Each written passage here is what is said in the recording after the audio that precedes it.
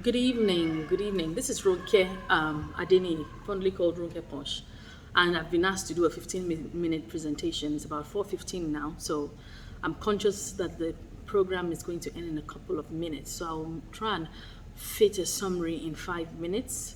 I've been in back-to-back meetings all day, so you have to please bear with me. Thank you for the honor. Thank you for the invitation, and apologies I couldn't be with you in person. Now, when it comes to the teacher and the future of the teacher, um, what exactly does that mean, and what does it mean specifically for you?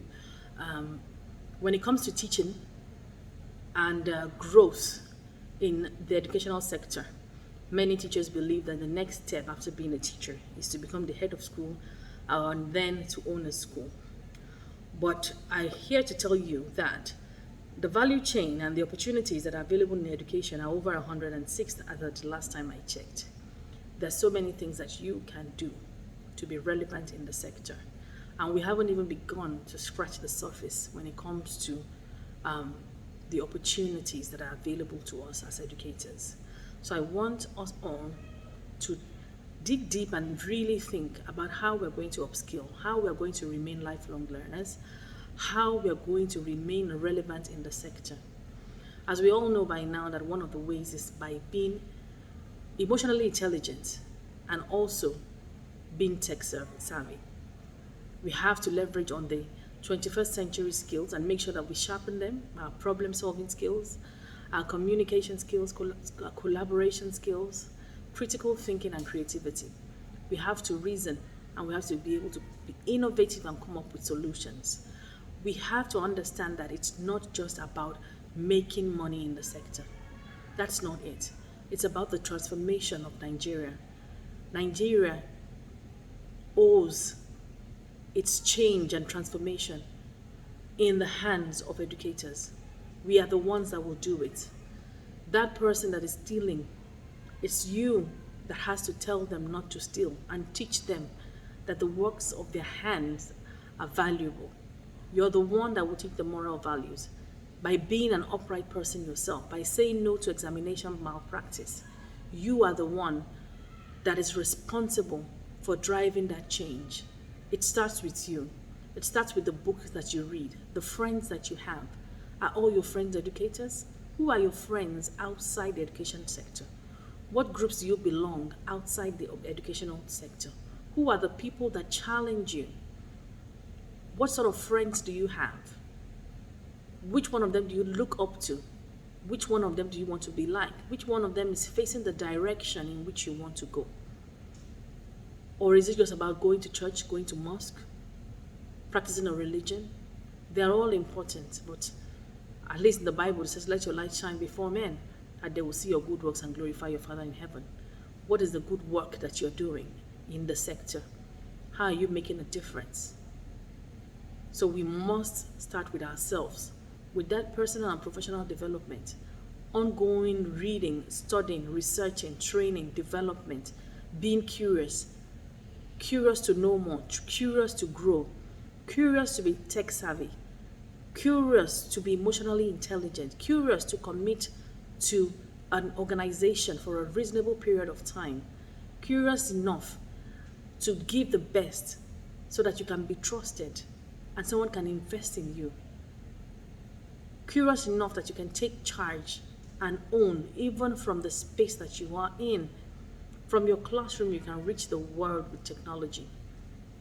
Right from your classroom, without interfering with your 9 to 5 and your day-to-day job, you can reach the world from where you are, and you can still transform lives within your circle of influence.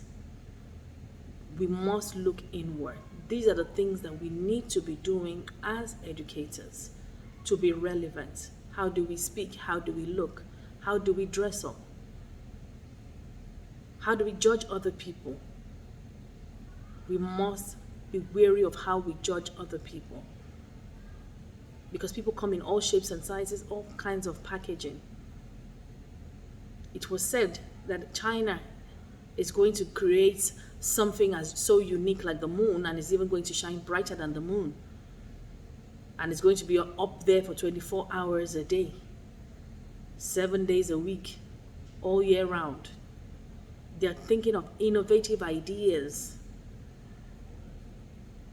They're moving, and we're here battling religion, the opium of the masses, as Karl Marx said. We're here bothering about the color of a teacher's hair. By all means, we need to be modest, but at the same time, it's the least of our worries. We think we are role models to our children. Are we really role models to the pupils and the students in our care? Because we teach them does not mean that we are default role models. A lot of them are lost. A lot of them are looking up to celebrities, and some of them are not even the best. Because we're not inspiring, we don't speak well, we don't smell good. What are we going to do differently in the next academic year? How are you going to put your best foot forward? How are you going to inspire that child? How are you going to connect with that child? Because connection is important. You can't reach a child. You can't teach a child. You can teach a child, rather, but you can't reach the child if you don't connect with the child or the students in your classroom. So what are those things that you're going to do differently? How are you going to be at cause and not blaming others for where you are, not forgiving?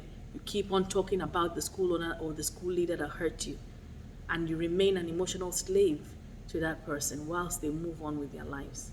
How are you going to set yourself free as an educator? These are some of the points that I want you to really think about and consider this holiday. Get a notebook, get a planner, and begin to plan your life like a business. Write your personal values, your mission, your vision over the next coming years. Write down the books that you would like to read, the places that you would like to visit. Begin to have that vision. Put it on a board. Have your vision board. Have your gratitude journal. Be thankful at all times. Gratitude is the best attitude, they say. So these are some of the attitudes that I encourage at this point in time. I wish I had time to say more, but I know that this has come really late. I pretty much had 20 minutes to put this together. So I hope that this has motivated someone, it has inspired someone. If you want to learn more, please connect with me. I'm usually on Instagram. I have a YouTube channel. It's Ronkeposh, Ronkeposh. I do training and tutorials on there on my YouTube channel. I have a lot of resources, skills that you can pick up for the 21st century, and ideas as well for educators. You can find loads of resources on my YouTube channel. You can also find me on Instagram. Connect with me, and I hope to see you soon, and I wish you the very best, all the success that you deserve. Thank you so much for this opportunity, and I'm sure that we'll be in touch really soon. God bless you. Ronkeposh.